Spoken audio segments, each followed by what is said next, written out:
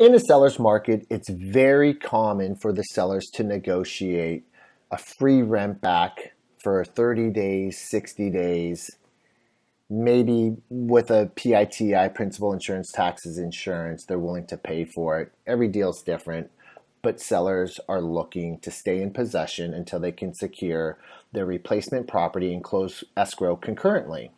Very common practice. With that being said, are we protecting our buyers? In doing so, I'll explain.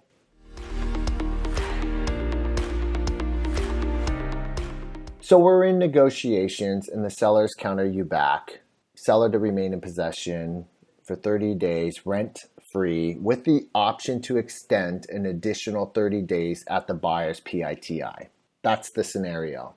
A lot of times, maybe we're just agreeing to it because there is no inventory. And if that's their only request and they like my price that I'm offering and our terms, and all they want is a free rent back, or maybe we're going to charge them, but they want to remain in possession. I totally get it, because obviously they're not going to be homeless until they procure their new investment property or their replacement property. Let's give them the free rent back. However, what are we doing to protect our client to ensure that they move out when they say they will?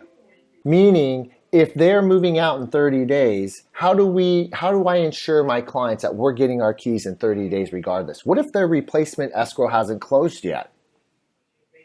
Very common, right? Well, look, you can probably negotiate it back and forth even after the fact for an extension, yes. But sometimes you may get that seller that's not willing to do anything. Like my clients, what happened this weekend, we were to get possession this past Saturday morning, December 4th, 9 a.m. They hadn't moved anything out.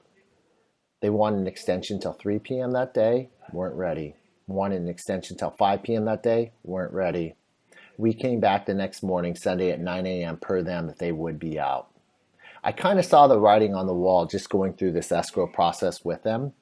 So when we asked for an item to be repaired or a credit after the inspection, they countered back and said, we'll do that for you, but we want to remain in the house for an additional 7 days rent free. They wanted to stay in possession. We agreed to it, but we countered back and said, hey, no problem.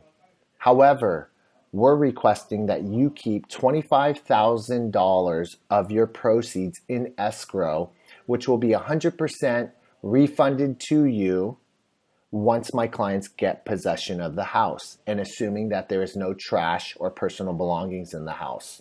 They weren't happy with it, but they agreed to it. And you know what? Check out what the sellers decided to leave my clients.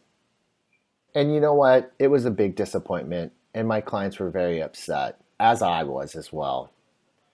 Good thing we had that $25,000 in escrow, because now I got a couple bids. I will have all of that personal property trashed out, removed, and I will invoice escrow, and the sellers will pay for it. I like to call that surrounding the sale.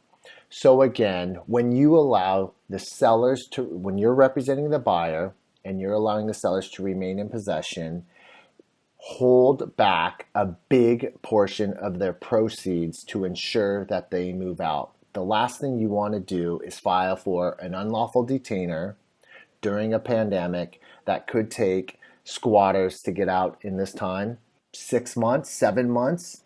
And if they lawyer up, good luck with that. Could be 2 years. Been down that path before. $25,000 later in legal fees, I finally got my asset, but it was not fun. Protect your clients. I hope you found that video of value. And if there's a topic that you would like me to cover, please comment below or shoot me a DM. If you'd like to attend any of our trainings, I'd love to have you as a guest. Or more importantly, if you'd like to have a growth conversation about your business, I'm happy to do so. Again, Coach Kato, I'll see you on the next video.